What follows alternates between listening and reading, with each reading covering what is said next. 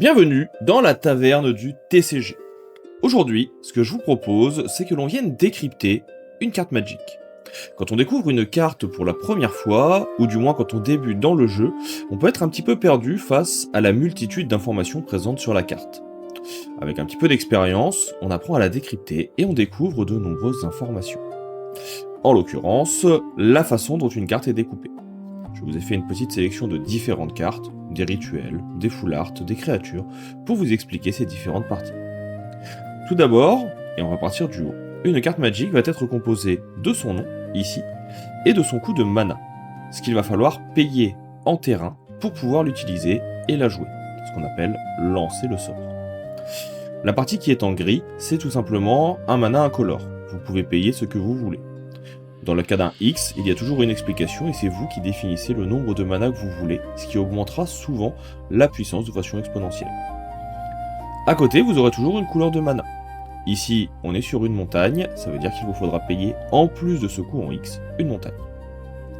Vous avez ensuite, en général, une illustration, qui peut être, dans certains cas, comme on le verra après, en full art, sur toute la carte, ou en général dans un cadre.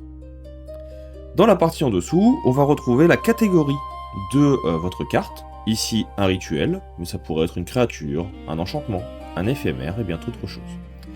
Et le symbole qui est ici représentera toujours l'extension de la carte, ici du Modern Horizon 3.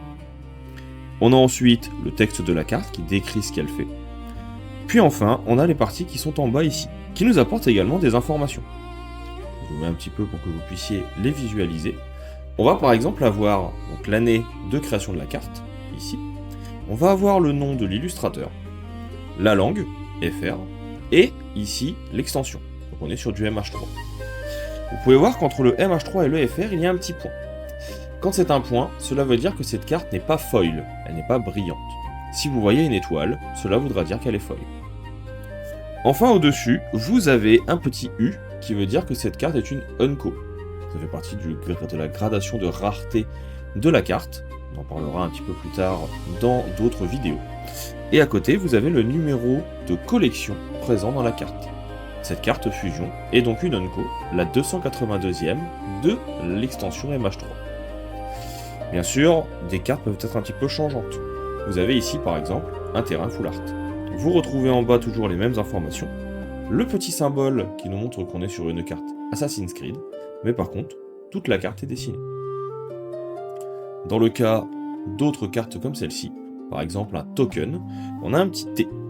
Les tokens, c'est des cartes que l'on vient jouer en plus, c'est des jetons, qui vont permettre d'avoir des spécificités pour attaquer, pour poser des choses. Pour éviter de les laisser sans rien, on les représente avec des cartes spécifiques. Ce n'est pas forcément toujours le cas, vous pourrez rencontrer parfois des joueurs qui ont des cartes Velleda, c'est comme ça que je les appelle, sur lesquelles ils peuvent dessiner leurs tokens différemment, ou directement. Enfin, vous pouvez aussi rencontrer, et c'est fort habituel, des cartes de créatures, qui en plus de toutes les choses que nous avons vues jusqu'à maintenant, vont également avoir ce petit bloc ici. Ce bloc, il va représenter la force et l'endurance de votre créature. Le premier chiffre est sa force, 3 d'attaque, et le deuxième est son endurance, 3 de défense. Bien sûr, il peut y avoir également des spécificités, comme pour des terrains par exemple, qui vont avoir des capacités. Je tenais à vous les présenter parce que tout à l'heure nous avons vu un terrain de base, ici c'est un terrain qui est non base, mais vous voyez qu'on retrouve les mêmes informations, toujours en bas, en haut et le nom. Enfin, pour les plus anciens joueurs cela vous parlera, pour les futurs collectionneurs qui chercheraient d'anciennes extensions, des cartes Old Frame, il arrive aussi qu'il y ait quelques petits changements. Par exemple, les anciennes éditions, ici on est sur une carte de 1995, n'ont pas de symbole d'extension. Il est parfois complexe de les reconnaître, mais on en parlera un petit peu plus tard. Et puis vous allez avoir aussi, parfois, au lieu d'avoir des endurances, de l'endurance et de l'attaque, vous allez avoir des étoiles. Encore une fois, cela va être important de lire la carte, parce qu'elle vous expliquera comment récupérer les informations. Donc voilà pour cette petite vidéo qui vous permet de mieux comprendre, du moins je l'espère, comment fonctionne une carte Magic et comment la décrypter. Il ne me reste plus qu'à vous dire à bientôt dans la taverne du TCG, et à vous souhaiter un bon jeu.